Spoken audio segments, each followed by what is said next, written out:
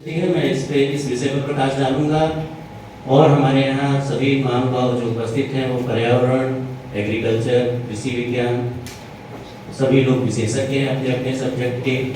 जल संरक्षण का भी एक विषय है जो इस समय बहुत ही महत्वपूर्ण है। जितना हमें ऑक्सीजन की आवश्यकता है उतना ही हमें जल की आवश्यकता है।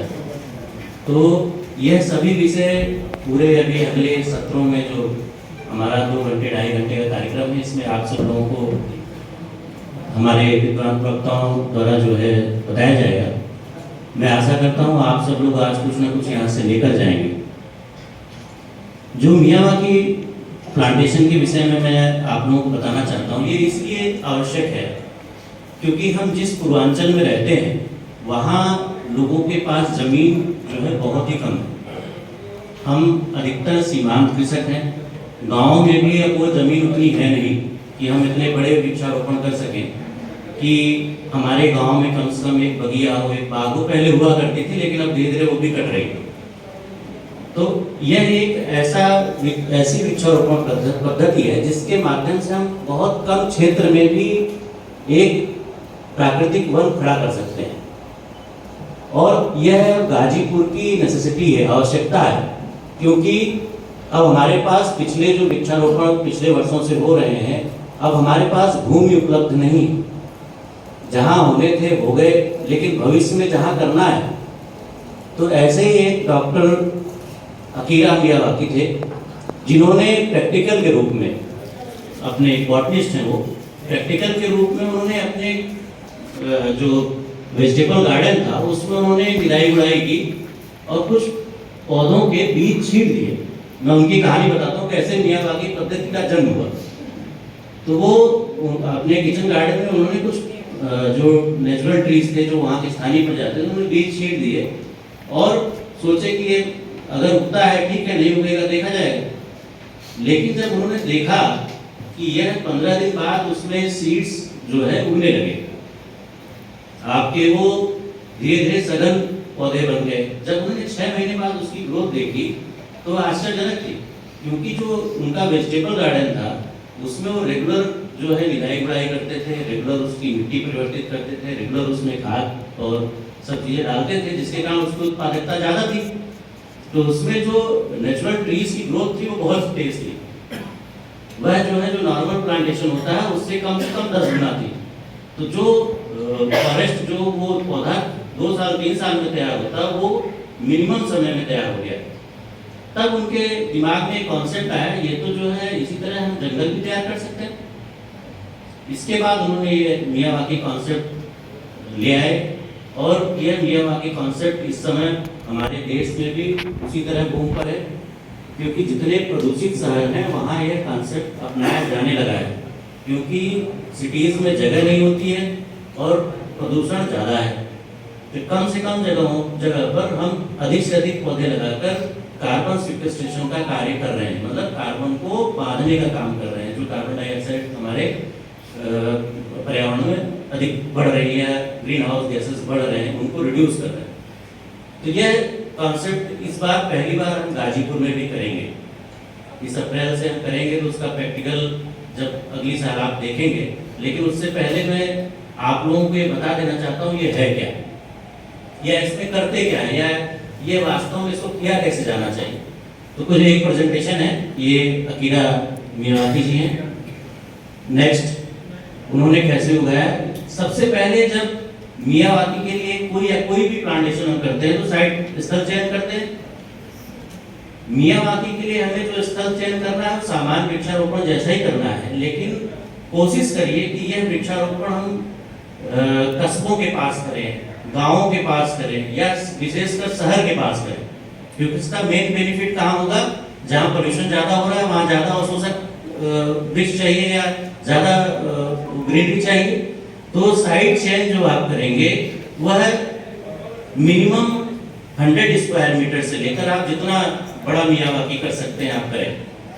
तो इसमें मैंने बताया है कि साइट ऐसी होनी चाहिए जहाँ लाइट जो है आपको रेगुलर आए, वो ओपन एरिया होना चाहिए। वो ऐसा ना हो कि शेडेड हो, वहाँ पहले से इतने वृक्षों के बीच में आप उनकी मियावाकी करिए, नहीं। वो ओपन एरिया होना चाहिए और वेल ड्रेन्ड होना चाहिए। कि पानी ना, कि वाटर लॉक्ड कंडीशन ना हो। अगर वाटर लॉक कंडीशन है भी तो हम उसको बाद में जब साइट प्रिपरेशन करेंगे तो उसमें उसको हटा देंगे, मतलब जहाँ पानी रुकता हो उसको हम जब लेवल करेंगे तो वाटर लॉक कंडीशन नहीं रहेगी। तो हमारी सबसे पहले लाइट की व्यवस्था, सूर्य का प्रकाश होना चाहिए। भूमिगत निकासी मतलब भाई आपकी वहाँ वाटर लॉगिंग नहीं होनी चाहिए, वो एक क्लियर साइट होनी चाहिए। इसके बाद साइट को साफ है, जैसे भाई हमें अच्छी जगह तो मिलेगी नहीं कि कोई अपना खेत हमें मियावाकी के लिए नहीं देगा, तो जहाँ भी होगा वहाँ आपको साफ सफाई करनी होगी। वहाँ जो है जमीन के अंदर से लेकर ऊपर तक कोई चीज ऐसी ना हो जो प्लांटेशन की ग्रोथ में अवरोधक हो, जो इनहिबिट करे। इसके बाद वहाँ की सॉइल कैसे है, पानी की व्यवस्था होनी चाहिए। और ये जो भूमि का चयन है किसी भी प्रकार का कर सकते हैं, ग्राम समाज की भूमि पे कर सकते हैं, मार्गों के किनारे कर सकते हैं, चारागाह कर सकते हैं। इवन अगर आपका कोई फार्म हाउस है उसमें भी एक किनारे पर इतना बड़ा मियावाकी जरूर करें कि भविष्य में उतनी ऑक्सीजन, जितना आप कार्बन डाइऑक्साइड उत्सर्जन कर रहे हैं या कार्बन उत्सर्जन कर रहे हैं। आजकल एक कॉन्सेप्ट चला है जीरो कार्बन, एक टर्म है, बहुत सुनते होंगे जीरो कार्बन। तो जीरो कार्बन है क्या? जीरो कार्बन वही है कि जितना हम दिन भर में अपने एक्टिविटी से कार्बन जनरेट करते हैं, कहीं ना कहीं वही उतना कार्बन अवशोषित करने के लिए अगर वह कार्य हम कर देते हैं, जैसे मैं यहाँ कार्यशाला कर रहा हूँ, यहाँ 500 लोग हैं, अगर हम कहीं यही 100 पौधे रोप दिए होते आज, तो वह क्या होता है, जीरो कार्बन हो जाता है, जीरो कार्बन फुटप्रिंट हो जाता है, क्योंकि हम जितना अवशोषण करेंगे उतना हमने लगा दिया और वो भविष्य में उसको अवशोषित हो जाएगा। तो इस तरह का कॉन्सेप्ट है ये मियावाकी, उसमें सबसे सफल कॉन्सेप्ट है। नेक्स्ट, जब हम किसी चीज स्थल चयन कर लिए तो एक भाई हमारे पास लेआउट प्लान होना चाहिए कि हमें क्या चाहिए। मैं रफ भी ऐसे डाला हूँ, हमने बनारस में किया था, तो बनारस में जो मियावाकी है, अगर आप लोग उत्सुक होंगे तो वहाँ 3-4 मियावाकी बहुत अच्छे हुए। एक डोंगरी ग्राम समाज भूमि पर है, रेलवे लाइन के जस्ट बगल है, वह माननीय प्रधानमंत्री जी का गोद लिया हुआ गाँव भी है। इसके बाद राजकीय बालिका इंटर कॉलेज है, बीच सिटी में है। इस तरह के छोटे छोटे वहाँ बहुत मियावाकी हुए और बहुत अच्छे हुए। अगर आप उन्हें देखेंगे तो आपको लगेगा कि यार ये 1 साल में इतना बड़ा जंगल तैयार हो गया, 2 साल में इतना बड़ा जंगल तैयार हो गया। तो एक लेआउट प्लान जरूर होना चाहिए। लेआउट प्लान में आपको ये देखना है कि भाई जो हम मियावाकी बना रहे हैं वो किस सेंस के लिए बना रहे हैं। जैसे अगर सिटी में डेवलप करते हैं तो एक वो छोटा पार्क हो जाएगा, तो उसमें कम से कम हमें वॉकिंग ट्रेल बनानी है, नेचर ट्रेल बनाना है। दूसरा, उसमें एक छोटी हट बना दीजिए, माली हट बना दीजिए, क्योंकि एक चौकीदार 2 साल अनवरत उसकी सेवा करेगा, तब जाके वो प्लांटेशन बड़ा होगा। इसी तरह आप वहाँ जो है जब बोरिंग करेंगे तो जो पंप हाउस बनेगा छोटा सा, उसको बना दीजिए। फिर योगा स्टेशंस बना दीजिए छोटे छोटे, जहाँ आदमी आके भविष्य में जब वो हल्का सा जंगल तैयार हो तो सुबह मॉर्निंग वॉक करे, आके वहाँ जो योगा करे। ऐसे ही इसमें आपको पूरा अपनी सिंचाई का लेआउट बनाना पड़ेगा। तो इसमें पूरा लेआउट प्लान एक हमने रफली बनाया हुआ है कि क्या क्या होना चाहिए। तो ऐसे ही किसी भी चीज, किसी भी प्लांटेशन की आप प्रिपरेशन करते हैं तो एक लेआउट प्लान होना चाहिए। नेक्स्ट, अब ये मुख्य घटक है। अगर हम जहाँ प्लांटेशन कर रहे हैं और वहाँ की सॉइल टेस्टिंग ना करें, क्योंकि अभी हमारे मध्य सभी कृषि विज्ञान के बड़े ही विद्वत लोग हैं, वो सब आप लोगों को इसका बड़ा अच्छा और डिटेल बताएंगे। ये बहुत इंपॉर्टेंट चीज़ है और मैं तो किसान भाइयों से भी कहता हूँ कि वो भी करें, अपने खेत का हर साल मृदा परीक्षण कराएं। और भविष्य में ऑर्गेनिक खेती करेंगे तो कराना ही पड़ेगा, क्योंकि आपको NPK, यूरिया, ये सब इन सब से आपको निजात लेना है। तो ये इसलिए आवश्यक है कि कौन, और प्लांटेशन जो पौधा होता है वो भी एक प्रकार से खेती का एक विद्युत रूप है, मतलब बड़ा रूप है। आप पौधों को जो लगाते हैं उनकी भी एक अपनी रिसोर्स होते हैं। वो कोई पौधा किसी चीज को ज्यादा लेता है, कोई पौधा किसी उसको रसायन को ज्यादा लेता है। तो जब आप मृदा परीक्षण कराएंगे तो आपको ये पता चलेगा कि इस मिट्टी में कमी क्या है। जैसे अगर चिकनी मिट्टी ज्यादा निकल गई या ब्लैक कॉटन सॉइल निकल गया, तो उसमें आपको सीधी बात है कि उसमें आप पोरोसिटी बढ़ाएंगे, क्योंकि वो पोरस होती नहीं, उसमें पानी ऊपर ही रुक जाता है, नीचे जाता ही नहीं।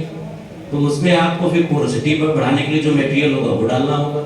ऐसे ही आपका अगर गंगेय क्षेत्र है, जो गंगा जी के किनारे का क्षेत्र है, वह बलुई मिट्टी का है, तो वहाँ आपको ह्यूमस क्रिएट करना पड़ेगा। थोड़ा सा आपको जो है दोमट मिट्टी, हेवी सॉइल डालना पड़ेगा, जैसे वो मिट्टी की जो पोरोसिटी है थोड़ी कम होगी। ऐसे ही आपको मृदा परीक्षण कराकर ही वृक्षारोपण करना है, क्योंकि जब आप मृदा परीक्षण करा लेंगे तब आपको समझ में आ जाएगा कि किस प्रकार की वृक्ष प्रजातियां आप इस पर लगाएंगे। तो इसके लिए आवश्यक है, और ये मैंने नीचे सामग्रियां लिख दी हैं कि जैविक खाद, वेदन सामग्री, जल धारक और मल्चिंग, क्योंकि जब ये क्वालिटीज हमें उस सॉइल की पता चलेगी तभी हम ये तय करेंगे कि हमें कितना जैविक खाद डालना है या वेदन सामग्री कितनी डालनी है, ये पोरोसिटी बढ़ाने के लिए कितना मटेरियल डालना है, हमें वाटर रिटेंशन के लिए कौन सा मटेरियल डालना है, और मल्चिंग लास्ट में जब हम सब चीज़ें मिक्स कर देते हैं तो मल्चिंग एक बहुत बड़ी इंपॉर्टेंट प्रक्रिया है, क्योंकि हम ऐसे क्षेत्र में रहते हैं जहाँ गर्मी भी बहुत पड़ती है और ठंडी भी बहुत पड़ती है। आप देखे होंगे कि इसीलिए कहीं कहीं मृदा में दरारें आने लगती हैं जब ठंडी गर्मी का प्रकोप दोनों होता है। ठंडी जाती है और गर्मी आना शुरू करती है तो जो सॉइल है फटना शुरू होती है। उससे बचने के लिए जो उसकी वाटर कंटेंट होता है वो जाने लगता है कहाँ, वायुमंडल में, तो उसको रोकने के लिए मल्चिंग बहुत आवश्यक होती है। तो ये मल्चिंग अभी और डिटेल बताऊंगा, ये तो मैंने टाइप करके लिखा हुआ, अभी आपको फोटोग्राफ्स में समझने के लिए। आगे नेक्स्ट। अब ये बहुत इंपॉर्टेंट है, क्योंकि अब हम कोई एक्सोटिक स्पीसीज नहीं लगा सकते। कोई बाहर से लाई हुई प्रजाति हम गाजीपुर में लगा दें और कहते हैं हमने मियावाकी कर दिया है, हमने प्लांटेशन कर दिया है, तो बहुत अच्छी बात नहीं, क्योंकि हमने अपनी देसी प्रजातियों को छोड़ दिया। जैसे आजकल कह रहे हैं ना कि मिलेट्स पे जाओ, अब मोटे अनाज खाओ। क्यों कह रहे हैं? क्योंकि अब हम वापस अपने को पुनः पुराने ढर्रे पे ला रहे हैं, जो हमारे लिए आवश्यक है, जो हमारे लिए न्यूट्रिटिव है। तो वैसे ही ये देसी प्रजातियां भी हमारे लिए आवश्यक है, क्योंकि वो हमारे यहाँ नेचुरली ग्रो कर रही है। इसका मतलब उसका एरिया है यहाँ ग्रो करने का, तो उसमें हम प्रजाति चयन करेंगे। मेरे यहाँ तो वर्किंग प्लान होता है, तो मैं वर्किंग प्लान पढ़ लेता हूँ, क्योंकि वर्किंग प्लान में पूरी स्पीसीज लिखी होती है कि हमारे यहाँ पूरे जिले में मेजर स्पीसीज क्या क्या है, ट्रीज की, हर्ब्स की, श्रब्स की, और जो मीडियम हाइट ट्रीज की। कैनोपी कौन कौन ट्रीज क्रिएट करते हैं? बड़े ट्रीज जो होते हैं वो कैनोपी ट्रीज बोले जाते हैं, जो लार्जेस्ट ट्रीज होंगे। जैसे कि अगर जंगल में आप जाएंगे, अगर साल फॉरेस्ट में जाएं, आप साल के जंगल में जाएं, तो साल जो होता है वो कैनोपी ट्री, क्योंकि सबसे बड़ा ट्री हो। उसके नीचे आपको हर्रा, बेड़ा, टर्मिनेलिया टोमेटोसा, चेबुला, ये सब मिलेगा, तो वो कैनोपी ट्री होगा। उसके नीचे जो मिलेगा वो ट्री पर जाएगा, उसको हम कहेंगे ट्रीज है वो। इसके बाद जो मिलेंगे वो आपको सब ट्रीज मिलेंगे, इसके बाद झाड़ियाँ मिलेंगी, और नीचे जमीन पे हर्ब्स मिलेंगे, ग्रास मिलेंगे। तो ये हमें एक प्रकार से चयन करना पड़ता है। और मियावाकी क्योंकि इतना सघन वृक्षारोपण है, तो आपको ये ध्यान रखना है कि उसके अंतर्गत जो भी प्रजाति आप लगा रहे हैं तो उसका परसेंटेज बड़ा फिक्स होगा। अब पता चला आपने सागौन की मियावाकी कर दी, तो क्या होगा? पता चला सागौन बढ़ तो रहा है, लेकिन जाते जाते जाते आपको जो प्रोडक्टिविटी है प्राप्त होनी है वो समाप्त है, क्योंकि वो इतने पतले पतले रहेंगे पूरे जीवन। तो आपको ये ध्यान रखना है कि कितने परसेंट हमको ट्री रखना है, कितने परसेंट हमको सब ट्री रखना है, कितने परसेंट हमको श्रब रखना है, कितने परसेंट हमको कैनोपी ट्रीज रखना है। तो वो आपको परसेंटेज तय करना है। तो हम ज़्यादा ये सोचते हैं कि जो ट्री स्पीसीज हो 40 से 50% रखें। ट्री स्पीसीज में दोनों आ जाएंगे, कैनोपी भी आ जाएगी, ट्री स्पीसीज भी आ जाएगी, और सब ट्री भी आ जाएगा। तो ये इसके बाद मैक्सिमम आपको झाड़ी प्रजाति लगानी है, जो श्रब्स होते हैं, और इसके बाद ग्रासेज आप लगा दीजिए, लेमन ग्रास, खस ग्रास, इस टाइप की मेडिसिनल वैल्यू के। इस तरह से ये मिनिमम आप एक क्षेत्र के लिए 3 से 4 से 5 प्रजातियां चुन लीजिए, जो उस क्षेत्र के लिए मृदा अनुरूप, मतलब जो आपने सॉइल टेस्टिंग कराई है उसके अनुरूप। ऐसा ना हो कि ऊसर हो तो आपने लगा दिया वहाँ बढ़िया उगे नहीं, तो वहाँ नीमी चलेगा, वहाँ कंजी चलेगी, वहाँ आपको बबूरी लगाना पड़ेगा। तो इसलिए इस चीज़ को बहुत ध्यान रखना है कि जो हम प्रजाति चयन कर रहे हैं वो मृदा अनुरूप, मतलब सॉइल के अनुरूप। इसमें जो नेक्स्ट आ जाइए, ये एक मैंने बताया है कि सिंपल रूप से जब ये फॉरेस्ट तैयार होगा तो उसमें कैनोपी ट्री सबसे ऊपर रहेंगे, फिर ट्रीज लेयर रहेगी, सब ट्रीज लेयर रहेगी, फिर श्रब्स रहेंगे।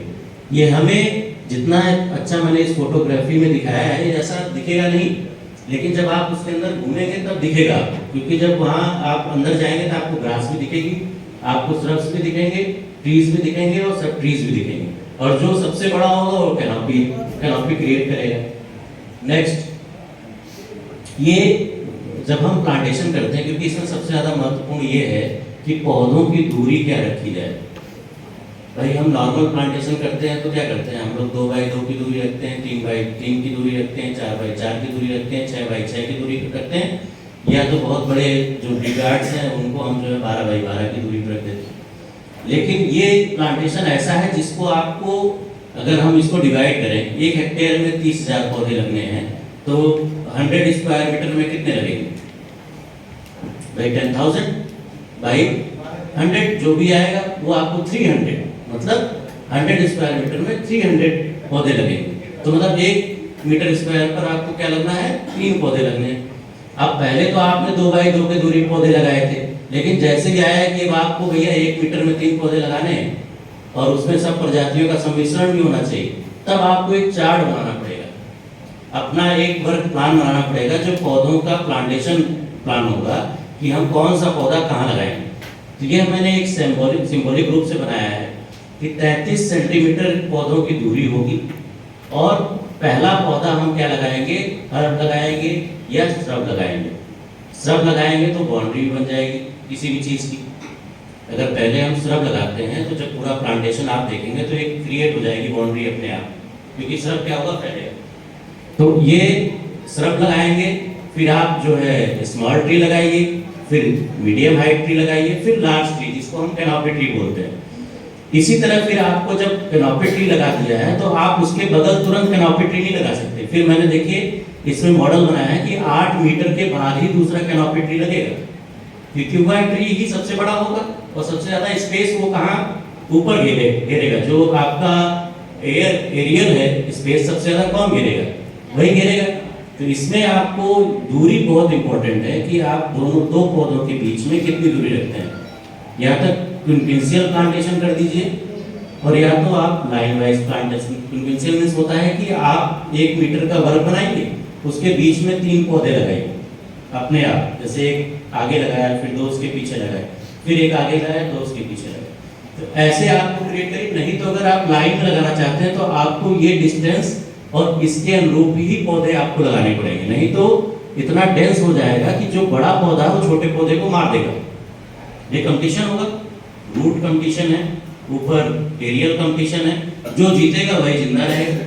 तो अपने को ऐसा प्लांटेशन करना है कि उसमें हर लेयर जिंदा रहे। ऐसा ना हो कि पता चला बाद में श्रब मर गए, हर्ब्स मर गए, ऐसा नहीं, उसमें होना चाहिए। अगर आप इस तरह का प्लांटेशन बिना टेक्निकल रूप से करेंगे तो वो फेल हो जाएगा। उसमें या तो ट्री बचेगा, या तो सब ट्री बचेगा, या तो ट्री मर जाएगा तो हर्ब्स ही बचेगा। इसको हमको जब मॉडल बनाना होगा तो हमको ड्रामेटिक रूप से एक अपना प्लान जरूर तैयार कर लेना है। इसलिए मैंने एक सिंपल रूप से प्लान आप लोगों के समक्ष रखा हुआ। इसमें आप चेंज भी कर सकते हैं। इसमें ये कर सकते हैं, भाई हमने श्रब लगाया, श्रब के बाद हम जो है बैम्बू लगा देंगे या क्लाइंबर लगा देंगे। क्लाइंबर पहले भी लगा सकते हैं, क्योंकि फेंसिंग की है तो क्लाइंबर फेंसिंग पर चढ़ेगा। तो ये आप अपनी तरफ से मैनेज कर सकते हैं, लेकिन ये प्रयास करिए कि 2 स्पीसीज लगातार ना पड़े, एक ही स्पीसीज रिपीट ना हो, कि हमने पहले ही जो है करौंदा लगाया हो, उसके बाद फिर करौंदा लगा दिया, तब तो ये बागान बन गए, तो हॉर्टिकल्चर हो गई ना। ऐसा नहीं होना चाहिए, वो मिक्सिंग होनी चाहिए, मिश्रित वन हमें डेवलप करना है, ना कि मोनोटाइप। नेक्स्ट, अब जो हम लोग एक मियावाकी किए हुए हैं, तो जो परसेंटेज फिक्स करते हैं कि कितना परसेंटेज बड़े पौधे का होना चाहिए, कितना मॉडरेट का होना चाहिए, कितने स्मॉल का होना चाहिए, तो ये एक जनरल परसेंटेज है कि जो सबसे लार्ज ट्री होगा वो 20% से ऊपर मत ले जाएगी। क्योंकि अगर 20% भी हम 30,000, अगर 1 हेक्टेयर में हम जो है 30,000 पौधे लगा रहे हैं और 20% की बात करेंगे तो 6,000 हो जाएगा। और नॉर्मल प्लांटेशन में हम 1 हेक्टेयर में, अभी हमारा मॉडल चेंज हुआ है तो 2500 लगा रहे हैं ऊसर में, और सामान्य में 1600 लगा रहे हैं। इसका तो फिर 3 गुना ऑलरेडी। तो इसलिए जो ट्रीज है उसका परसेंटेज कम रखिए, सब ट्रीज का, छोटे ट्रीज का, छोटे हाइट के पौधों का परसेंटेज ज़्यादा रखिए। तो इसीलिए हमने मॉडरेट, स्मॉल और श्रब्स का परसेंटेज ज़्यादा रखा है।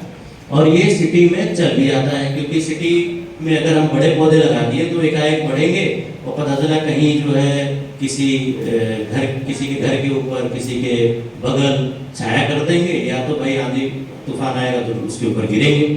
इसीलिए हम मॉडरेट ट्रीज, स्मॉल ट्रीज या श्रब्स लगाएंगे सिटी एरिया में, कि कम से कम वो किसी अन्य को डैमेज ना करे, क्योंकि वो आप सिटी में क्लोज एरिया में लगा रहे हो। तो ये परसेंटेज बहुत ही इंपॉर्टेंट है। जब भी ये प्लांटेशन करें तो आपके पास जो पौधे आए उसमें इस परसेंटेज को आप जरूर तय कर लें बैठ के।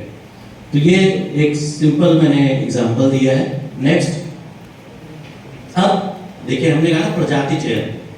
अब आपको लिस्टिंग करनी है कि आपके टॉल ट्री में कौन कौन पौधे उपलब्ध हैं आपके पास। भाई आपको कहीं बाहर नहीं जाना, अपने जिले से कहीं बाहर नहीं जाना कि मुझे यार बगल के जिले से पौधे लाने, नहीं, पौधे आपके यहीं उपलब्ध होंगे। अब ये लिस्ट है कि अर्जुन है, कि आम है, इमली है, क्या क्या आपके यहाँ उपलब्ध है। तो हमने एक लिस्टिंग की हुई है, ये इसी के लिए। नेक्स्ट, ये स्मॉल ट्रीज की है, जिसमें आप देख रहे हैं अमरूद है, कनेर है, कागजी नींबू है, बेर है, शरीफा है, क्योंकि ये पौधे बहुत बड़े नहीं होते। नेक्स्ट, ये श्रब्स की लिस्ट है जो हमको मार्केट में मिल जाएगा या कोई किसी भी नर्सरी में मिल सकती है। मदार तो आपको कहीं भी उगा हुआ मिल जाएगा। मदार का बहुत महत्व है, हम लोग गांव में उगा हुआ है। आप जाइए बाबा विश्वनाथ के यहाँ मदार चढ़ता है, और वाराणसी में लोग खेती करते हैं मदार की, और उसका जो फूल है कितना महंगा बिक रहा है। हम जाके 10 रुपये 20 रुपये में जाकर खरीदते हैं। तो मदार भी और मेडिसिनल वैल्यू भी इसकी है। तो अरूसा का है, करील का है, करिंदा का है, कंकड़, ये पौधे आपको रामबास है, अगेव यहाँ नहीं मिलता, लाना पड़ता है। हर सिंगार, जिसको हम पारिजात भी बोलते हैं जनरली आजकल, ये भी बहुत चला हुआ है। ये छोटे पौधे होते हैं, इनको आप लगा सकते हैं। नेक्स्ट, फिर ग्रासेस में आपके सामने मैंने एक ग्रास लाई भी हुई है, शायद ये लेमन ग्रास होगी। तो ग्रासेस में भी आप कई प्रकार की ग्रास लगा सकते हो। बाउंड्री बनाना हो तो खस लगा दीजिए, खस बड़ी बड़ी होती है, ठीक। फ्लेगमेटिस लगा दीजिए, आप जो है लेमन ग्रास लगा दीजिए, बच लगा दीजिए, मेडिसिनल वैल्यू की लगाइए। फिर कुछ हमने अपने यहाँ लगाया हुआ है। नेक्स्ट, अब आपको लिस्ट आपके पास तैयार है, तो आपको जाना कहाँ होगा? नर्सरी में। नर्सरी हमारे वन विभाग की होगी या प्राइवेट होगी। तो आपको एक सर्वे जरूर करना पड़ेगा नर्सरी का, क्योंकि हो सकता है एक नर्सरी में आपको सब पौधा नहीं मिले। कहीं आपको ट्री स्पीसीज मिलेगी, कहीं आपको श्रब मिलेगा, कहीं हर्ब्स मिलेंगे, कहीं आपको मीडियम साइज ट्रीज मिलेंगे। तो आपको इसमें थोड़ा सा दिमाग लगाना है, क्योंकि वही पौधे सक्सेस होंगे जो आपने सॉइल के अनुसार टेस्ट किए हुए हैं, जो आपको सॉइल पे उगना है। फिर आपको नर्सरी घूमना होगा कि भाई कौन पौधे कहाँ उपलब्ध हैं, उनको आप सस्ते से सस्ता खरीदिए, और बहुत बड़े पौधे नहीं खरीदने कि 6 फीट का पौधा खरीदना नहीं। मियावाकी कहता है कि छोटे पौधे लगाएं, तभी कंपटीशन होगा। जो लार्ज ट्री है उसका भी पौधा छोटा ही लगेगा, उसका पौधा 6 फीट का नहीं लगेगा। अगर उसका पौधा 6 फीट का लगा दिए तो इतना ग्रोथ कर जाएगा कि ये श्रब जो है बढ़ेगा ही नहीं उसके अनुपात। तो आपको लार्ज जो पौधे हैं, लार्ज ट्रीज हैं, उनके भी जो पौधे हैं वो भी छोटे ही खरीदने हैं, 3 फीट, 2.5 फीट, 3 फीट। अगर आपकी चांदनी 2 फीट 2.5 फीट की है तो लार्ज ट्रीज का अगर सागौन लगा रहे हैं तो भी 2 फीट 1 फीट का ही होना चाहिए, नहीं तो बढ़ के वो 6 महीने में हो जाएगा 10 फीट 15 फीट का।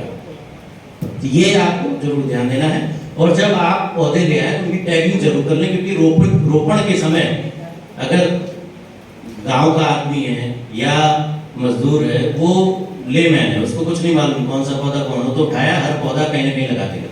तो आपको उस प्लान के अनुसार नेम प्लेट के साथ वो पौधे लगा देने होंगे, क्योंकि आपको भी हड़बड़ी में नहीं मालूम चलेगा कौन सा पौधा कहाँ लगे। तो ये बहुत जरूरी है, नर्सरी से प्लांट सिलेक्शन और उनको जो मौके पर ले आना। नेक्स्ट, अब हम मेन उस पे आते हैं। अब टोटल आपको पिक्चराइजेशन पे ही मैंने बेस्ड किया है प्रेजेंटेशन। अब आप कोई भी साइट सेलेक्ट कर लीजिए, चाहे वो ग्राम समाज की हो तो आपको स्क्वायर एरिया मिलेगा। मैंने रोड साइड एरिया सेलेक्ट कर लिया है कि रोड साइड है। अब आप इसी पतली पटरी पर मुश्किल से 5-6 मीटर चौड़ा होगा, लंबा आपको हो सकता है 100 मीटर मिल जाए। तो इस तरह का क्षेत्र आप पहले सीमांकित कर लीजिए, चूना डाल के जो है उसको एक सर्वे सीमांकन कर लीजिए, उसको चयन कर लीजिए। इसके बाद आपको जेसीबी मशीन मिले चाहे मजदूर मिले, वैसे क्योंकि इसको आपको 1 मीटर गहरा खोदना पड़ेगा, 3 फीट, कम से कम 3 फीट उतना गहरा खोदना होगा तो मशीन ही यूज होगी। ह्यूमन मतलब एज ए लेबर हम लोग खोदने में बहुत समय लगाएंगे, तो आप जेसीबी से उसको खोद सकते हैं। और उसकी मिट्टी जब खोदें तो बाहर रखें, ना कि वहीं खोद के वहीं ढीला ना छोड़। उसकी मिट्टी को आप देखिए, जो नीचे वाली फोटो है कि मिट्टी बाहर है, और इसके बगल वाले में भी आप देखें तो हमने ट्रेंच बनाई है, ट्रेंच पे के बगल जो है मिट्टी रखी है, जो ट्रेंच की मिट्टी है वो बगल खोद के रखी है। तो इसलिए उसकी मिट्टी उसी में मिक्स नहीं होगी, क्योंकि उसकी मिट्टी को ही तो हम निकाल के ट्रीट कर रहे हैं, जो कमियां हैं उसको दूर कर रहे हैं। तो क्या क्या कमियां होंगी, हमारे पास जो है न्यूट्रिएंट मटेरियल होगा, खाद हो सकता है, वाटर बाइंडिंग मटेरियल होगा, और आपके पास परफोरेशन के लिए होगा, जो उसकी पोरोसिटी को बढ़ाने वाला मटेरियल होगा, जैसे भूसा है, आपके पास गोबर खाद है, आपके पास जो है वर्मी कंपोस्ट है। इस तरह के मटेरियल्स आपको खरीद के रखने पड़ेंगे। कटी घास डाल सकते हैं, छोटी छोटी कटी घास डाल सकते हैं, भूसा है, इन सबको आपको इसमें मिलाना है। जो आपने मिट्टी अभी खोदी है, जो खोद के हमने मिट्टी बाहर की है पूरी। अब जीवामृत भी बड़ा इंपॉर्टेंट है, ये एक प्रकार से नेचुरल खाद है जो ग्रोथ इंग्रेडिएंट के साथ है। उसमें ऐसे बैक्टीरियाज हैं या ऐसे माइक्रो ऑर्गेनिज्म हैं जो प्लांट्स की ग्रोथ को बढ़ाते होंगे या उनके अंदर की मेटाबॉलिक एक्टिविटी को फास्ट करते होंगे। तो वो आपको जो है जीवामृत बनाने का भी मैं अगले नेक्स्ट स्लाइड पर बताऊंगा भी क्या क्या। बहुत सरल सस्ता है, इसको हर घर में बनाया जा सकता है।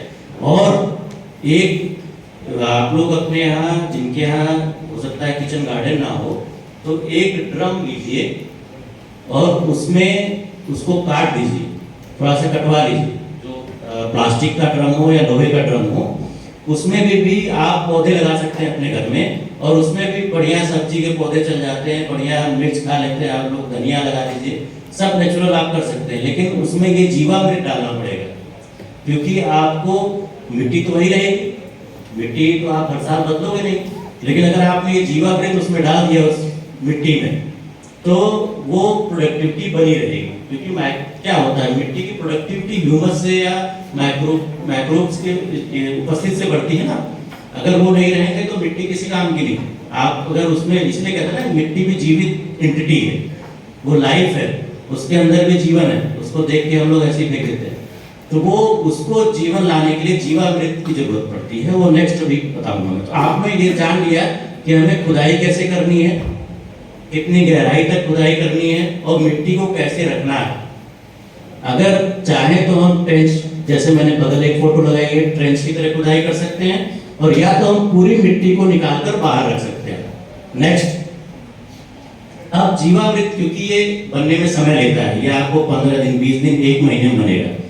इसके लिए अगर आप एक 200 लीटर का ड्रम है तो उसमें बहुत सरल है, 2 किलो बेसन, 10 किलो गौमूत्र, गाय का कच्चा गोबर 10 किलो, फाइकस प्रजाति की, क्योंकि उन फाइकस प्रजाति के नीचे जो होता है वो माइकोराइजा होते हैं, उसकी सॉइल आपको जो है 10 से 15 किलो आप ले लीजिए, और या 5 किलो ले लीजिए, बहुत ज़्यादा नहीं, 5 किलो भी अगर ले लेंगे, 15 किलो ज़्यादा लिख दिया इन्होंने, 5 किलो, और गुड़ 2 किलो।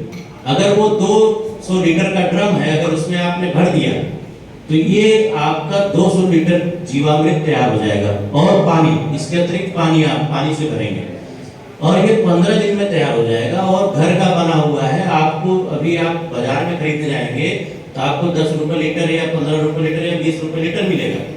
ये आप घर में बहुत सस्ते इसमें बना लेंगे। 200 लीटर आपका पैसा कितना खर्च होगा, बहुत मुश्किल जो है 200 रुपये, 250 रुपये। तो ये बना अगर बन जाता है तो ये आपके जो आप अपने घरों में प्लांट पौधे लगाते हैं, फूलदार पौधे लगाते हैं, या खाने के लिए कुछ छोटे मोटे वेजिटेबल्स लगाते हैं, उनमें डाल दीजिए।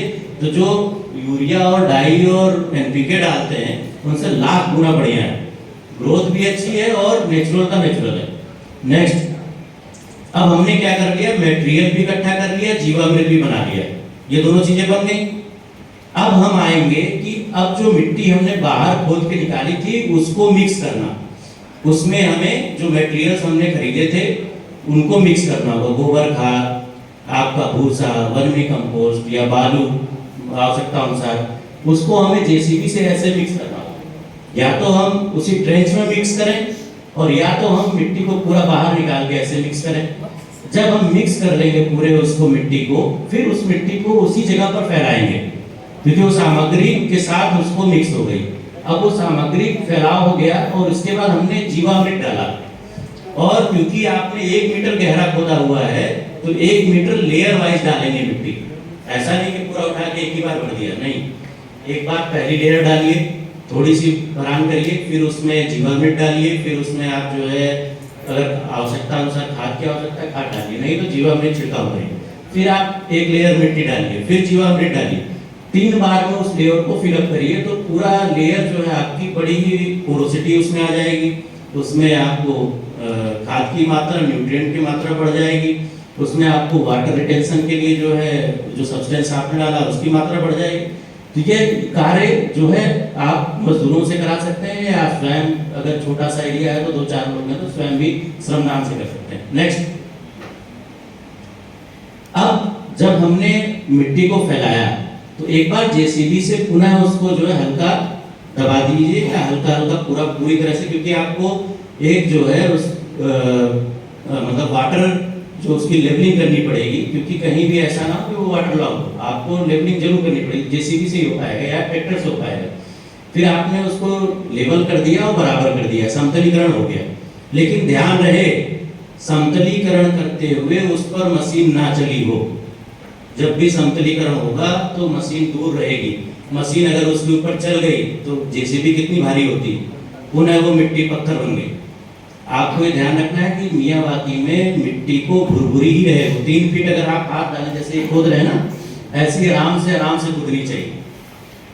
तो आपको ध्यान रखना है कि उस पर मशीन ना चले, उस पर लोग भी ना चले कि ढेर सारे मजदूर आ गए और उस पर चले जा रहे हैं तो वो फिर से जो है कॉम्पैक्ट हो गई।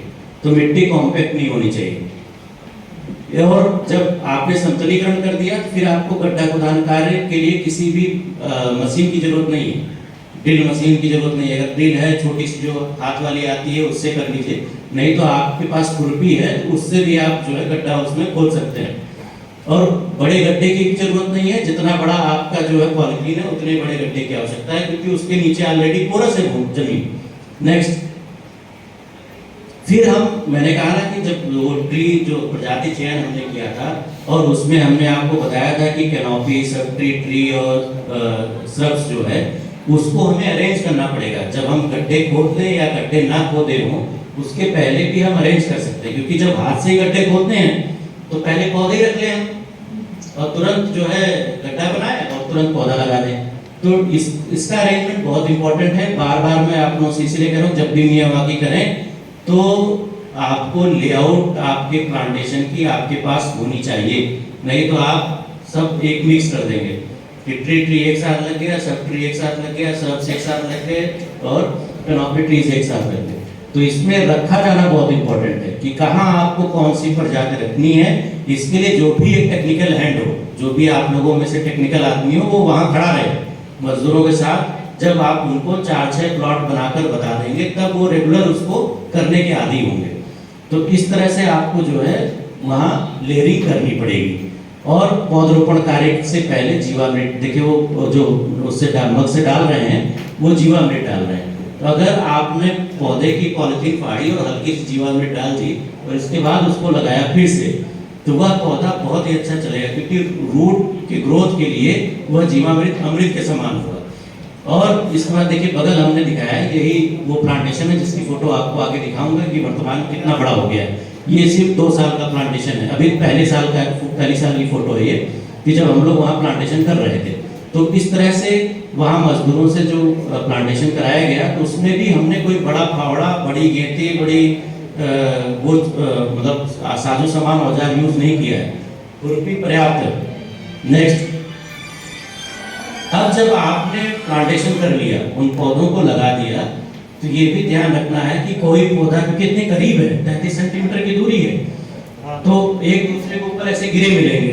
अगर आपने ये स्टिक नहीं लगाई तो आपको पौधे एक दूसरे के ऊपर गिरे मिलेंगे और अगर दूसरे दिन आंधी आ गई तो पूरा पौधा एक बराबर, और पौधे की ग्रोथ जो एरियल होनी चाहिए थी, वर्टिकल होगी, तो फिर पूरा ग्रासलैंड हो जाएगा। तो आपको ये ध्यान रखना है कि स्टिक्स भी लगानी है। स्टिक्स तभी लगेगी जब आप पौधा लगा दें, जिस दिन आपने पौधा लगाया है उसके दूसरे दिन स्टिक्स लग जाए, नहीं तो वो पौधे इंटरमिक्स हो जाएंगे, आपको खड़े करने में दिक्कत होगी।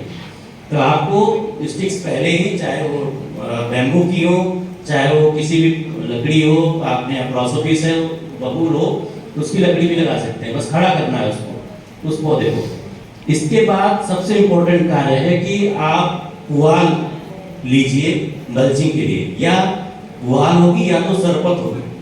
सरपत आप जानते होंगे, पुराने जमाने में सरपत के छान हुआ करते थे, मतलब गांव में जो है छप्पर हुआ करते थे, वो भी यूज कर सकते हैं। गन्ने का जो वो होता है जो छप्पर में यूज करते हैं, उसकी लीव्स, वो भी यूज कर सकते हैं आप इसमें मल्चिंग में, क्योंकि वो सड़ते बड़े दिनों बाद है, उनकी डिकम्पोजिशन रेट बहुत धीमी है। तो मल्चिंग के लिए सबसे अच्छी जो है या तो पुआल है। पुआल इसलिए अच्छी होती है क्योंकि एडजस्ट हो जाती है, लेयरिंग जब उसकी करते हैं तो जमीन पे अच्छे से फैल जाती है। उसको फिर हमें जो है जूट से, मतलब जो जूट की रस्सी है उससे आपको बांधना होगा।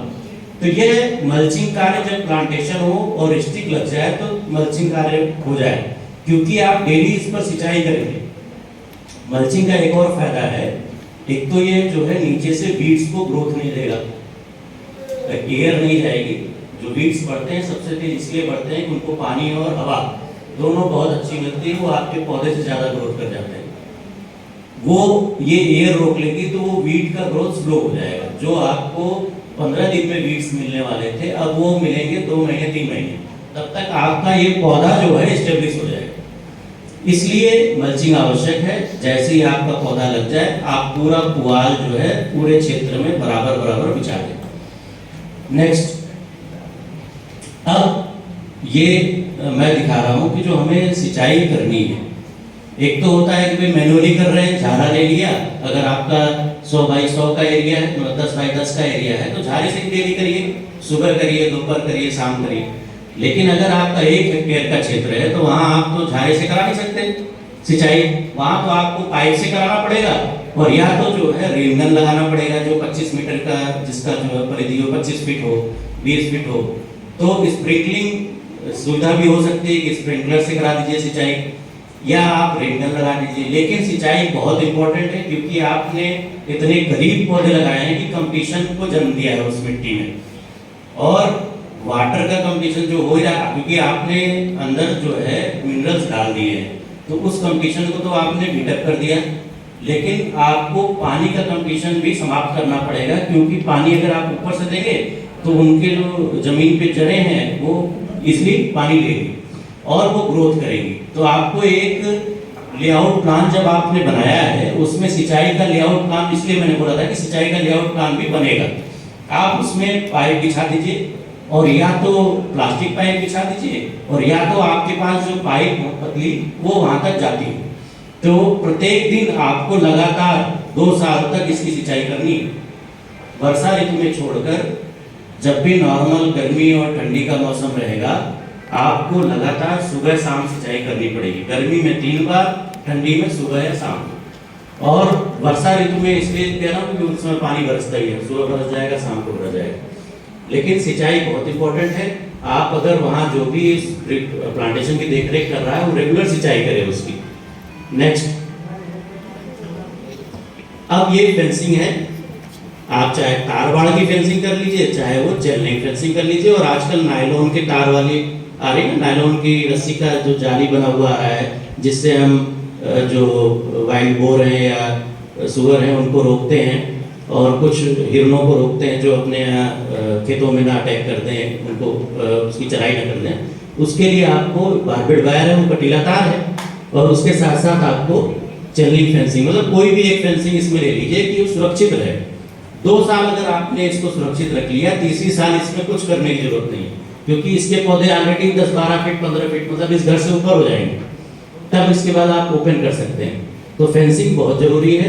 इसकी भी जब आप कोई भी प्लांटेशन क्षेत्र चयन करें तो उसकी सुरक्षा जरूर कर दें कि चारों तरफ से, अगर बड़ा चयन कर रहे हैं, छोटा चयन कर रहे हैं तो या तो किसी कैंपस में ले रहे होंगे तो ऑलरेडी वो दीवार होंगी वहाँ, तो ये फेंसिंग के लिए जो है आवश्यक, सुरक्षा के लिए आवश्यक। नेक्स्ट, अब ये फोटोज देखिए, जो पहले कैसे था वो प्लांटेशन, फिर बाद में कैसा हो गया, और अब देखिए उसकी ग्रोथ जो है। अगर आप इस प्लांटेशन में घुसेंगे तो स्पेस नहीं, ये हमने ट्रेल छोड़े हुए थे छोटे छोटे, कि पहले तो ये बहुत वाइड लगते थे, ऐसा लगता था कि यार इसमें आराम से चल रहे हैं, अब हमको सर झुका के चलना पड़ता है इसमें।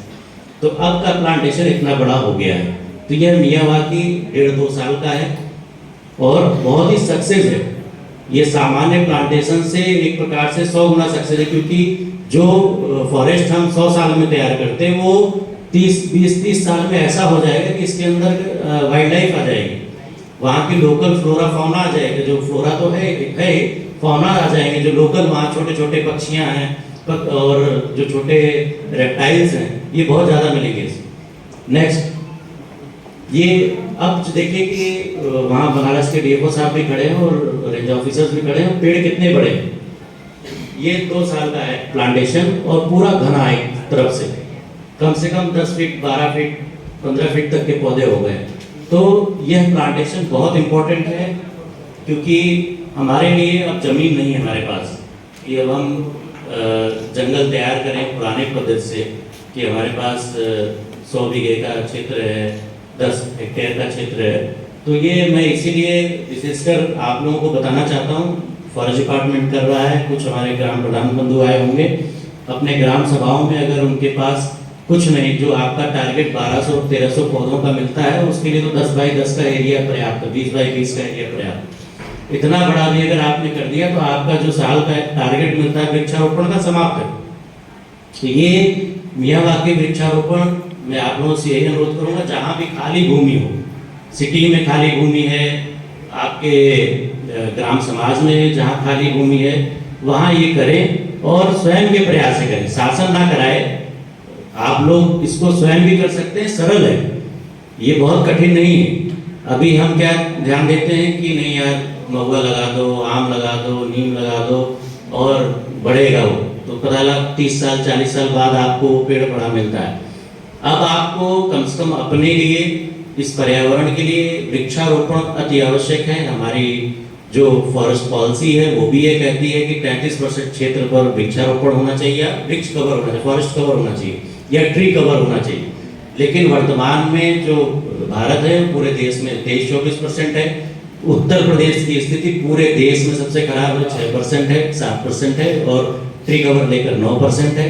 तो आप लोगों से यही अनुरोध है कि जहाँ भी हमें खाली भूमि मिले और पड़ती हो, वहाँ कोई डेवलपमेंट का कार्य नहीं हो सकता है, वहाँ वृक्षारोपण जरूर कर दें। और यह विधि मियावाकी जो पद्धति है, इससे कम से कम क्षेत्र में ज़्यादा पौधे लगेंगे, बायोडाइवर्सिटी भी बढ़ेगी, फ्लोरा फौना भी पुनः आएंगे और आपका ग्रीनरी कवर भी बढ़ेगा। जितना आप डेवलपमेंट में लैंड यूज करते हैं उसका अगर 10% भाग भी मियावाकी को दे देंगे तो मुझे लगता है कि आप अपना जो कार्बन फुटप्रिंट है वो शून्य कर रहे होंगे। मैं आप लोगों से यही आशा करता हूं कि इस प्लांटेशन के विषय में आप लोगों को जानकारी मैंने जो दी वो समझ में आ गया होगा। जो क्वेरी हो, मैं 5 मिनट आप लोगों को और समय लूंगा, जो क्वेरी हो इसके विषय में आप मुझसे पूछ सकते हैं। जीवामृत सर गर्मी में 3 दिन में तैयार हो जाता है, ठंडी में 5 दिन। ज़्यादा से ज़्यादा उसको आप 10 दिन के अंदर यूज कर लीजिए, अन्यथा खराब हो जाएगा। नहीं, जो हमारे यहाँ तैयार हो रहा है, जैसे क्योंकि जो इसमें देखिए वो जीवामृत तैयार होता है 3 से 5 दिन में, जिसमें आपने एक्स्ट्रा माइक्रोब्स डाले हो। जैसे कि मेरे पास पुराना जीवामृत बना हुआ है और उसको मैंने इस वाले जीवामृत में हल्का सा डाल दिया है, तो वो 3 से 4 दिन तैयार है। माइक्रोब्स मर ही जाते हैं ना, 3 दिन से ज़्यादा वो जिंदा रहते ही नहीं, 3-4 दिन का। क्योंकि जो हमने क्योंकि देखा भी है, कई जगह मैं गया हूँ बेंगलोर से लेके वहाँ, वो क्या करते हैं कि अगर आपको नेचुरली क्रिएट करना है माइक्रोब्स उसमें, क्योंकि जो आप पका गोबर तो डाल नहीं रहे हो, आप सड़ा गोबर, जो ताजा गोबर, कच्चा गोबर डाल रहे हो, तो माइक्रोब्स उसी में रहते हैं, माने जाते हैं उसी हिसाब से प्राप्त हो सकता है। आप क्योंकि साइंटिस्ट होंगे तो आपको ज़्यादा अच्छा मालूम होगा, लेकिन जो हम लोग तैयार कर रहे हैं वो 10 to 15 डेज में जो है उनको डालने लायक बना रहे हैं। तीसरे दिन नहीं डाल पाते, क्योंकि पहले दिन क्या करते हैं, मटेरियल डालते हैं, फिर पानी डाल घोल के छोड़ते हैं। गर्मी में सर 3 से 5 दिन और ठंडी में 5 से 7 दिन के अंदर इसको यूज कर लेना चाहिए। ठीक, बिल्कुल आपकी बात मैं मान सकता हूँ, उसमें कोई देखिए माइक्रोब्स जितनी बढ़ जाएंगे उतने कम समय के लिए यूजफुल होगा। सर वो माइक्रोब्स बढ़ाने के लिए बेसन का यूज किया जाता है, और नंबर ऑफ माइक्रोब्स आपकी जो मिट्टी होती है वो उससे बढ़ते हैं। तो मिट्टी का जो यही है। जो माइक्रोराइजल रूट्स हाँ लिए हाँ, इसीलिए होता है क्योंकि उसमें माइक्रोब्स होते हैं और बेसल का काम है ठीक।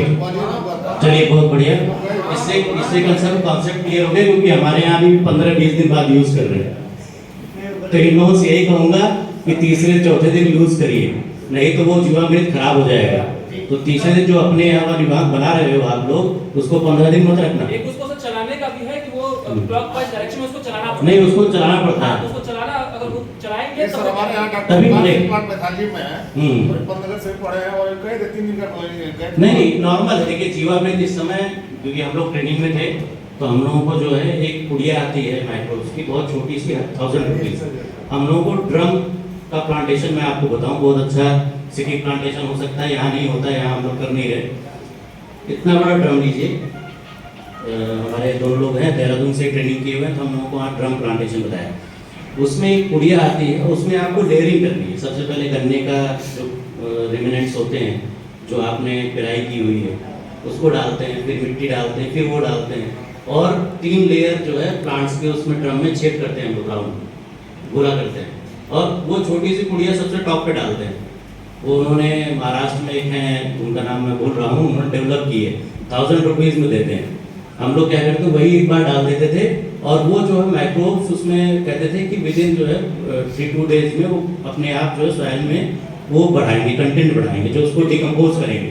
तो उसके अंदर जो मटेरियल डाला है, तो उसको पूरी तरह से नीचे से ऊपर वो करते थे, और हम लोग उसमें प्लांट्स लगाते थे स्लैंटिंग कंडीशन, और वो ड्रम्स ऐसे बढ़ते थे, उसमें पौधे जो है लगता था जंगल बन गया। सर इसमें जीवामृत में जो गौमूत्र है, जितना ज्यादा पुराना होगा उतना अच्छा होगा, लेकिन हम लोग कहाँ मिल पाता है, वो तो ताजी गौमूत्र ले आते हैं। नहीं, अगर स्टोर है 20 अब दिन 25 दिन का, स्टोर में जैसे पतंजलि का ले लें, वहाँ अगर स्टोर से मिल जाए।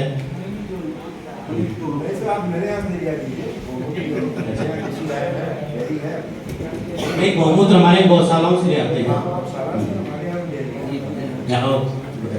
मेरा एक क्वेश्चन है सर, जो हम लोग मियाँ बाकी मेथड जो बना रहे हैं, तो इसमें सर सर्वाइवबिलिटी जो परसेंटेज क्रॉप्स की या प्लांट्स की, वो क्या है सर? अब तक क्या सक्सेस रेट आप लोगों का? देखिए जो सर्वाइवबिलिटी परसेंटेज है, क्योंकि इसमें प्लांट्स आप काउंट नहीं कर पाओ, 2 साल बाद आप काउंट नहीं कर सकते, क्योंकि आपको तो ग्रीन कवर देखना है ना भाई। अगर मैं कहूँ कि मैंने 1 हेक्टेयर में 30,000 पौधे लगाए, लेकिन मैं भी जानता हूँ कि उसमें कोई ना कोई पौधा सुपरसीड कर जाएगा किसी न किसी वैरायटी को। जैसे अगर आपने ट्री लगाया है और एक सब ट्री लगाया है, तो हो सकता है जो ट्री हो वो सब ट्री को सुपरसीड कर जाए, या तो कहीं ट्री वाला पौधा मर गया, सब ट्री जो है सुपरसीड कर जा रहा है। तो उसमें वो हमको मेन जो उसका कंटेंट ये है, क्योंकि देखिए जो नॉर्मल प्लांटेशन करते हैं हम लोग, उसमें सिर्फ डिगिंग करते हैं, 3-3 मीटर पौधे लगा देते हैं, और अभी हम एक राजस्थान में प्लांटेशन किया हूँ, 1 लीटर में पूरा पौधा ग्रो किया है, 1 लीटर पानी से 1 पौधा तैयार। उनका भी कॉन्सेप्ट यही है कि हमको रूट्स को एस्टेब्लिश करना है। सबसे इम्पोर्टेंट क्या है? ट्रीज की रूट्स। अगर वो एस्टेब्लिश हो जाए तो पौधा ऑलरेडी ग्रो करेगा। और रूट एस्टेब्लिशमेंट के लिए सबसे ज़्यादा जरूरी है कि सॉइल वर्किंग, मिट्टी को कितना आपने पोरोसिटी दी है, कितना वाटर रिटेंशन कैपेसिटी है उसकी, क्या उसमें मटेरियल्स है। तो हमने इसलिए सॉइल ट्रीटमेंट पे ज़्यादा ध्यान दिया है। ट्रीज को जो उसमें 30,000 पौधे लगाए, हो सकता है 15,000 बचे, लेकिन वो 15,000 पौधे ही इतने होंगे कि आप उसमें घुस नहीं पाओगे, क्योंकि उसमें आप सर्वाइवबिलिटी की परसेंटेज की बात ही नहीं कर सकते ना, क्योंकि आप उसमें घुस ही नहीं सकते कम करके। इसी से रिलेटेड मेरा दूसरा क्वेश्चन ये था कि जो हम लोग मियाँ बाकी जो टेक्नोलॉजी बना रहे हैं, तो इसमें क्या हम लोग ऑर्गेनिक जो फर्टिलाइजर्स हैं या अमेंडमेंट्स हैं, सिर्फ उन्हीं का इस्तेमाल कर सकते हैं, या इसकी लिमिटेशन और भी ज़्यादा है कि हम लोग केमिकल्स वगैरह का इस्तेमाल कर सकते हैं? देखिए मैं मना करूंगा केमिकल्स के लिए, क्योंकि तो इसमें एक सर दिक्कत ये आती है, मल्चिंग मेथड जो आपने बताया सर, मल्चिंग मेथड हम लोग जब अपनाते हैं तो उसमें वीड्स की ग्रोथ है वो डेफिनेटली उसमें चेक हो जाती है। लेकिन जब मल्चिंग जब हम लोग अपनाते हैं तो उसमें बहुत सारी ऐसी चीजें और भी हैं, जैसे कि डंपिंग ऑफ हो जाती है, या इस तरह के फंगस ग्रो हो जाते हैं, जिससे कि हमारी जो प्लांट्स हैं या जो क्रॉप्स है वो डेवलप नहीं कर जाती, वहीं पर ग्रोथ रुक जाती है। नहीं, इसीलिए मैं कह रहा हूँ कि आप जब नर्सरी से प्लांट सेलेक्ट कर रहे हैं, देखिए इसीलिए प्रजाति चयन और नर्सरी विजिट, ये 2 चीजें बड़ी इंपॉर्टेंट है। आपने कैसा पौधा लिया है? अब आपने लिया है जिसकी कॉलर गर्थ ऐसी है, और ऐसी कंजीलिया है जिसपे फंगल ग्रोथ ऑलरेडी है, वो तो पौधा मरना है, उसको आप गिरा नहीं सकते। अगर आपने अच्छी root collar growth collar girth के लिए लिया है। दूसरा जो आप कह रहे हो कि उसमें डैम्पिंग ऑफ डिजीज या फंगल डिजीज लग जाती है, क्योंकि आप रेगुलर उसकी वाटरिंग कर रहे हो, सुबह शाम कर रहे हैं, आपको जो मॉइस्चर क्रिएट हो रहा है वो पौधे, क्योंकि कंपटीशन इतना है रूट में ना भाई, रूट लेयर ढेर सारी हो गई, जहाँ 2 मीटर 4 मीटर पर एक रूट मिलती थी, टैप रूट जाती थी, भटका जाते, अब आपको ढेर सारी कंपटीशन रूट्स की मिल गई, वो पानी जो है उसे चलेंगे। जो मल्चिंग में ऊपर का जो वाटर है वो गर्मी में जैसे ज़्यादा वाटरिंग की जरूरत होगी, तो मल्चिंग गर्मी के लिए ज़्यादा इंपॉर्टेंट होगी। ठंडी में सिर्फ हम वीड्स की ग्रोथ रोक सकते हैं, लेकिन ठंडी में आपको थोड़ा सा केयरफुल रहना भी पड़ेगा कि भाई ये फंगल डिजीज ज़्यादा हो सकती है, क्योंकि ठंडी और गर्मी का ये जो मार्च महीना है इसमें आपका, इसलिए तो एक जो चौकीदार वो 2 साल अनवरत रहेगा, और वहाँ आप जब भी लगे कि नहीं इसमें डिजीज है तो वहाँ आपको स्प्रे करना पड़ेगा सब। तो भाई क्या स्प्रे मतलब अब टर्माइट का है तो आप टर्माइट ट्रीटमेंट पहले कर लेते। हाँ, हम इस चीज को थोड़ा क्लियर करें, जो आपका जो प्रश्न है कि जब ग्रोथ होगा तो पैथोजन अटैक होगा, लेकिन मियावाकी का इम्पोर्टेंट कॉन्सेप्ट यही है कि कुछ भी छेड़छाड़ आपको नहीं करना है। पैथोजन आ रहा है, आने दीजिए। माइक्रो अगर किसी तरह का पैथोजन आ रहा है, इंसेक्ट अटैक हो रहा है, आने दीजिए, फंगल अटैक हो रहा है, होने दीजिए, एल्गल अटैक हो रहा है, होने दीजिए, कोई भी virus, bacteria, mycoplasma, virus, prions कुछ भी आ रहा, आने दीजिए, अपना रोल प्ले करने दीजिए, because through this system we are growing the natural forest, self sustained, खुद लड़ेगा, वो नहीं लड़ेगा तो समाप्त हो जाएगा, हो जाए समाप्त, because we are growing the natural forest. ये टेक्निक है नेचुरल फॉरेस्ट की, जो आ रहा है उसका स्वागत करिए, उस पौधे को खुद लड़ने दीजिए, एलोपैथी दिखाएगा, कंपटीशन दिखाएगा, कम्युनिकेशन उसको दिखाने दीजिए, आप उसमें इंटरफेयर स्पेयर नहीं करना पहुंचे। ये एकदम क्लियर कंसेप्ट रखिएगा आप लोग कि इंटरफेरेंस नहीं करना, we are growing the forest not the crop. ये Immunity. Self immunity, this is the reason behind this. जैसे हम अपने कॉस्ट में इसकी कुछ कॉस्ट पे भी आप यस यस कॉस्ट है 32-33 लाख आ जाएगा पर हेक्टेयर। अब जैसे 40-50 लाख भी आ सकता है, देखिए आपके ऊपर है, और एरिया भी डिफर कर रहा है, कहीं का आपको कहीं 100 स्क्वायर मीटर भी है, Yes. 100 बाई 100 भी 1000 स्क्वायर मीटर Yes. भी हो सकता है। नेचुरली कहीं माइक्रोराइजल कॉलोनी है ऑलरेडी, तो अदर फंगल अटैक को खुद प्रोहिबिट करता है।